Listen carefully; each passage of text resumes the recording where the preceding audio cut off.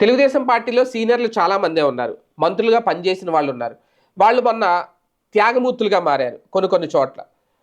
కొంతమంది కొన్ని చోట్ల గెలవలేదు. కొన్ని చోట్ల వేరే వాళ్ళకి అవకాశం ఇస్తే ఓకే అన్నారు. మళ్ళీ వాళ్ళకి ఖచ్చితంగా ఛాన్స్ ఇస్తారు చంద్రబాబు నాయుడు గారని నమ్మారు.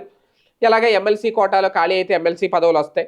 దాని ద్వారా క్యాబినెట్‌లో అవకాశం ఇస్తారనుకున్నారు. అలాంటి వారిలో చాలామందే ఉన్నారు. అలాంటి వారిలో ఒకరు పల్లా శ్రీనివాసకి ఇప్పుడు మంత్రి పదవి దక్కబోతుందనేది వాళ్ళతో పాటుగా ఉమ్మడి తూర్పుగోదావరి జిల్లాలో జ్యోతుల్ నెహ్రూ, పశ్చిమ గోదావరి జిల్లా నుంచి పితాని సత్యనారాయణ, అలాగే దేవినేని ఉమ, కృష్ణా జిల్లా నుంచి ఎన్టీఆర్ జిల్లా నుంచి, రాయలసీమ నుంచి పరిటాల సునీత, ఇలా కొంతమంది పేర్లైతే వినిపిస్తున్నాయి బలంగా. అలాగే వీళ్ళందరితో విషయంలో వీళ్ళందరినీ పక్కన పెట్టి పల్లా శ్రీనివాసరావుకి ముందు ఇవ్వాలని అనుకోవడం చంద్రబాబు నాయుడు గారు.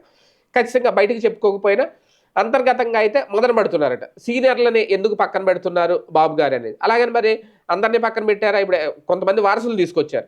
ఇప్పుడు యనమల రామకృష్ణుడు ఆయన కూతురికి ఇచ్చారు. అలాగే కొంతమందికి. కాకపోతే వాళ్ళు కూడా పదవులు ఆశిస్తారు. మా పరిస్థితి ఏంటి అనేది. అలాగే పరిటాల సునీత అయినా ఎవరైనా ఇప్పుడు పరిటాల శ్రీరామ్‌ని తీసుకొచ్చారు ముందుకి. అలాగే జేసీ వాళ్ళ అబ్బాయిని తీసుకొచ్చారు. ఇలా కాకపోతే పార్టీకి సీనియర్లు కూడా అవసరం. వారసులొచ్చినా, వారసుల్ని రంగంలోకి దింపినా మాకు కూడా పదవులు కావాలి అని కోరుకునే వాళ్ళు తెలుగుదేశం పార్టీలో ఎక్కువ ఉన్నారు అనేది. ఇప్పుడు అటువంటి వాళ్ళల్లో ఎవరికి అవకాశం ఇస్తారు అంటే 2 మంత్రుల పదవులు ఆల్రెడీ పేర్లు ప్రకటించేశారు. పల్లా శ్రీనివాసరావుతో పాటు నాగబాబు వీళ్ళిద్దరు. మరి మా పరిస్థితి ఏంటి అనే చర్చ అయితే నడుస్తుందంటే ఇప్పటికే కొంతమంది సీనియర్లు బాబు గారితో చర్చించే ప్రయత్నం కూడా చేశారట ఇద్దరు ముగ్గురు. కాకపోతే వాళ్ళకి ఇప్పుడు కూటమి సర్కారు అంటే సింగిల్‌గా ఏర్పాటై ఉంటే ఖచ్చితంగా వీళ్ళందరికీ అవకాశాలు వచ్చి ఉండేదేమో. కూటమి ప్రభుత్వం ఏర్పాటయ్యింది కాబట్టి వేరే పార్టీల వాళ్ళు కూడా పట్టించుకోవాలి. ఇప్పుడు ఒక మంత్రి పదవి భారతీయ జనతా పార్టీకి ఇచ్చారు. ఆరోగ్య శాఖ ఆయన.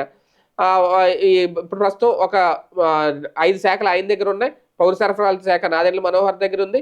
ఆయన సినిమాటోగ్రఫీ శాఖ ఏమో కందుల దుర్గేష్ దగ్గర ఉంది.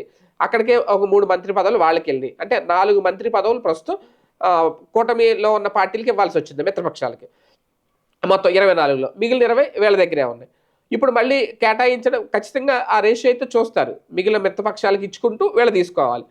లేదు జగన్మోహన్ రెడ్డి లాగా ఈయనేమో ముందు ప్రకటించలేదు. ఈ మంత్రి పదవులు 2.5 ఎళ్ళే ఉంటాయి. అలా అని అనుకుంటే ఖచ్చితంగా ఇలాంటి వాళ్ళందరికీ అవకాశం ఉండుండేది. 24 మంత్రులు ఒకసారి, 24 మందికి ఒకసారి అవకాశం ఇచ్చుంటే ఉండేది. కానీ అదేం చెప్పలేదు ఆయన. కానీ బాబు గారు ఏ క్షణానైనా ఏ నిర్ణయమైనా తీసుకోవచ్చు.